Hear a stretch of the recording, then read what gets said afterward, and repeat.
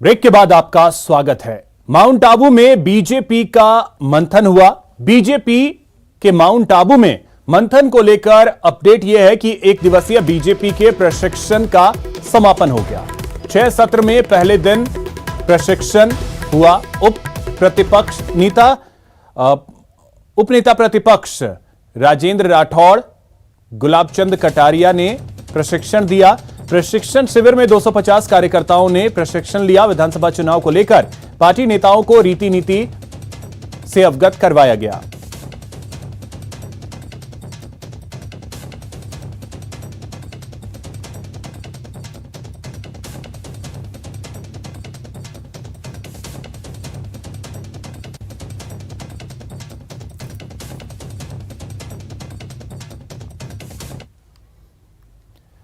BJP अब सदा के लिए कांग्रेस मुक्त भारत बनाने का संकल्प देख रही है। इसलिए बीजेपी अपने कार्यकर्ताओं को हर चुनाव के लिए तैयार कर रही है। पार्टी के दिग्गज नेता यहां तक कह रहे हैं कि अब युगों युगों तक बीजेपी का प्रदेश की सत्ता पर परचम फहरेगा। पीएम मोदी के नाम के सहारे पार्टी हर 5वें साल में सत्ता परिवर्तन की धारणा को बदलने की कवायद में जुटी है।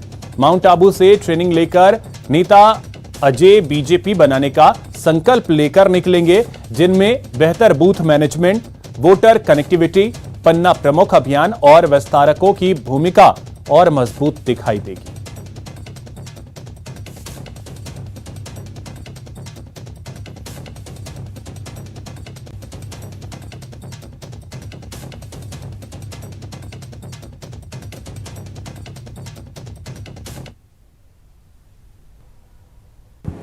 प्रधानमंत्री नरेंद्र मोदी जी ने इस देश में जनधन, उज्ज्वला, आवास, आयुष्मान, इसके जरिए और श्री राम जन्मभूमि से लेकर 370 के बड़े महत्वपूर्ण निर्णय किए। देश की जनता में एक भरोसा बढ़ा है, भ्रष्टाचार पर अंकुश लगा है, जातिवाद, परिवारवाद, इनसे पार्टी अलग है। और तो मुझे लगता है कि अब भारतीय जनता पार्टी का देश की राजनीति में कोई विकल्प है नहीं।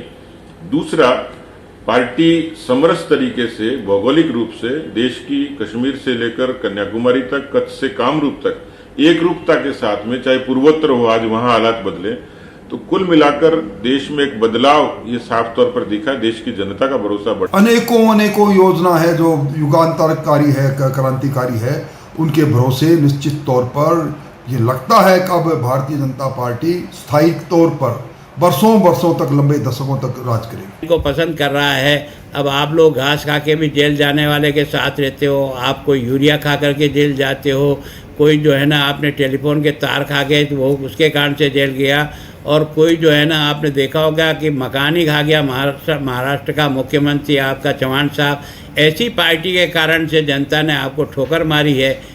इससे और भारतीय जनता पार्टी इसके विपरीत अपना जीवन और चरित्र के आधार पर अटल बिहारी वाजपेयी और नरेंद्र मोदी पार्टी को खड़ी कर रहे हैं। इसलिए जनता का रुख स्वाभाविक रूप से आ रहा है।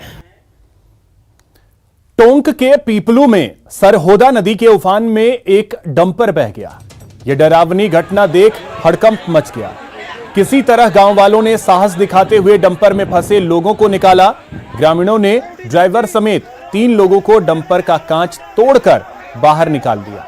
वहीं जब तक बाइक सवार तेज पानी के बहाव में बह रहा था और मौत के मुंह में जाने वाला था, उसी वक्त गांव वालों ने काफी मशक्कत करते हुए युवक को बचा लिया और उसकी बाइक नदी में बह गई।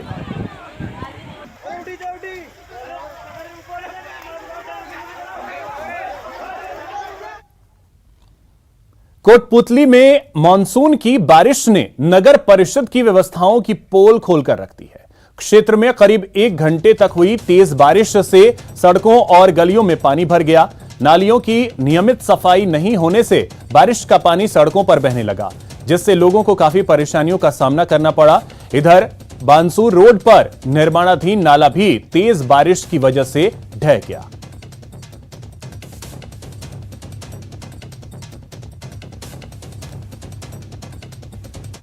फोन भी कर दिया था वाले, और ये पे है ना इतने कम क्वालिटी की तो सीमेंट लगा रखी है। कल परसों ही लगा के गए थे और अब आपके सामने देखो कैसे पानी भरा है और वो डे गए, आने जाने का रास्ता भी नहीं है। और ये खंबा है जो मकान पे गिर गया ना तो हम सारे मरेंगे और कुछ भी नहीं।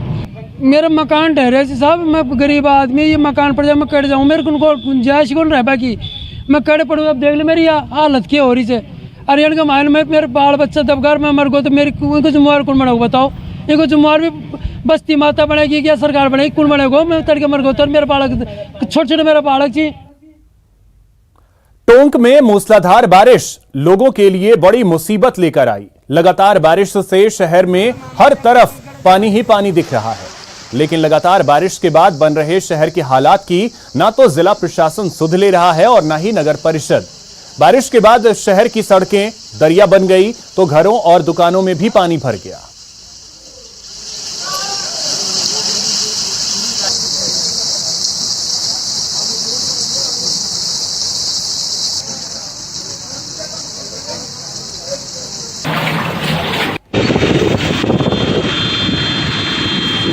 वहीं कोटा में रिमझिम बारिश का दौर शुरू होने के साथ ही कोटा बैराज का एक गेट खोलकर सैकड़ों क्यूसेक पानी की निकासी की गई। वहीं बैराज की निचली सतह पर लोग जान जोखिम में डालकर मछलियां पकड़ रहे हैं, जबकि कुछ लोग जान की परवाह न करते हुए मौसम का मजा ले रहे हैं।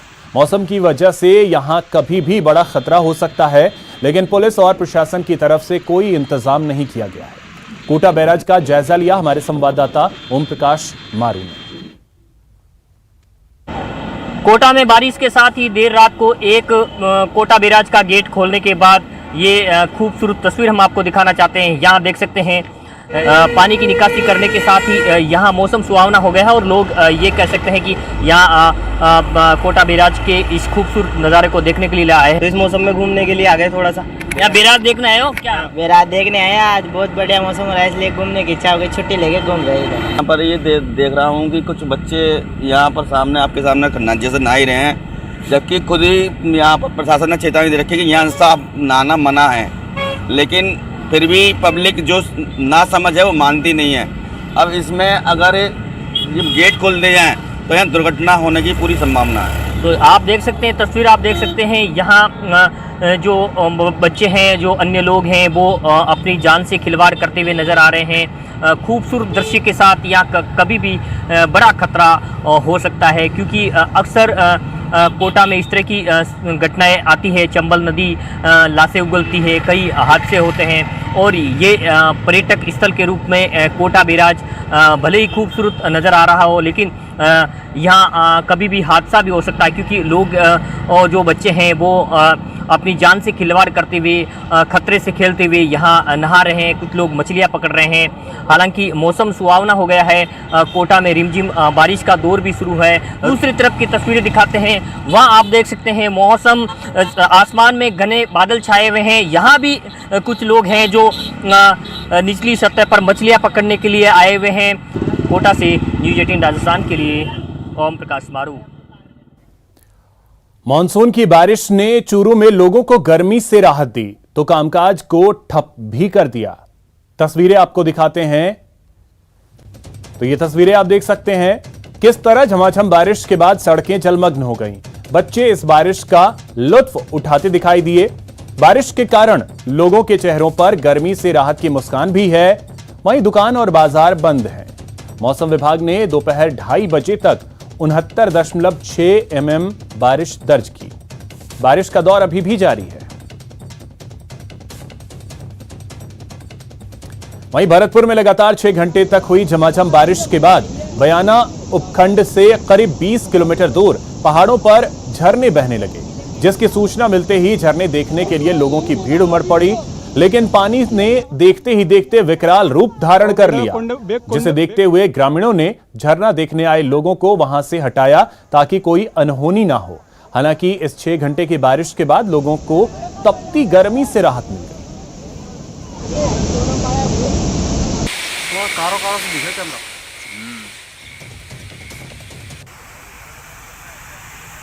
वहीं बीकानेर में भी मानसून की मेहरबानी जारी है।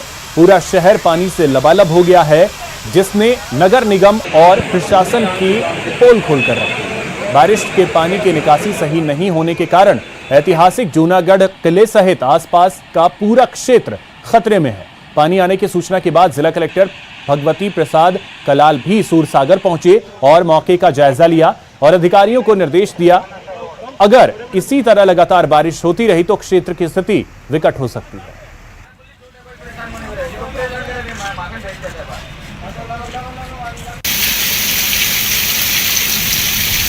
कोटपूतली समेत आसपास के इलाकों में मौसम ने अचानक पलटा खाया। आसमान में बादल छा गए और तेज हवाएं चलने लगी। हवाओं के साथ इलाके में बारिश हुई। बारिश होने से मौसम में ठंडक आ गई, जिससे लोगों को गर्मी और उमस से राहत मिली।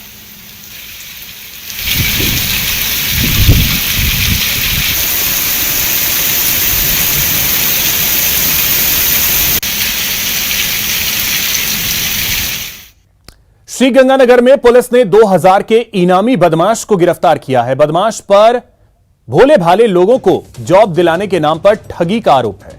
आरोपी पवन वर्मा जैतसर थाना इलाके का रहने वाला है।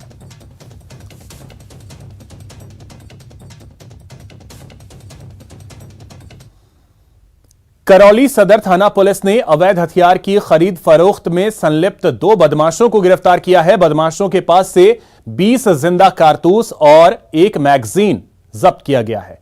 पुलिस आरोपियों से पूछताछ कर रही है। चेकिंग के दौरान कांस्टेबल नेमीचंद को मुखबिर से सूचना मिली कि स्लेटी रंग की कार में 2 लोग अवैध हथियार की खरीद फरोख्त कर करौली की तरफ आ रहे हैं, जिस पर थानाधिकारी ने पुलिस जाब्ता सहित कोंडा टोल नाका के पास दबिश दी तो नाकाबंदी के समय एक स्लेटी रंग की कार धौलपुर की तरफ से आती नजर आई। संदिग्ध युवकों से पूछताछ के बाद पुलिस ने दोनों को गिरफ्तार कर लिया। दोनों के पास से कारतूस और मैगजीन बरामद की गई।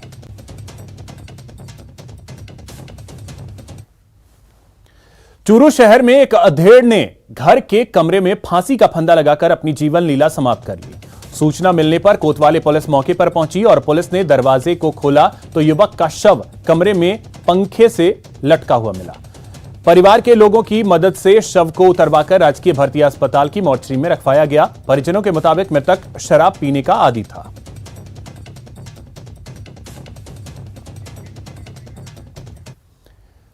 नाहरगढ़ बायोलॉजिकल पार्क से दुख भरी खबर सामने आई। यहां आकर्षण का केंद्र रहे सफेद बाघ चीनू की आज सुबह मौत हो गई। चीनू पिछले 7 दिनों से बीमार चल रहा था। बाघ की किडनी में संक्रमण बताया जा रहा था। नाहरगढ़ बायोलॉजिकल पार्क स्टाफ की माने तो सफेद बाघ चीनू ने पिछले 7 दिन से खाना पीना छोड़ दिया था, जिसकी वजह से बाघ की तबीयत लगातार बिगड़ती जा रही थी। काफी कोशिश करने के बावजूद बाघ को वन विभाग बचा नहीं पाया। बाघ की मौत के बाद वन विभाग पर एक बड़ा सवालिया निशान लग गया है, क्योंकि बाघ की मौत किडनी के संक्रमण के कारण बताई जा रही है। इससे 2 साल पहले भी किडनी संक्रमण के कारण नाहरगढ़ बायोलॉजिकल पार्क में करीब 9 बिग कैट की मौत हो चुकी है।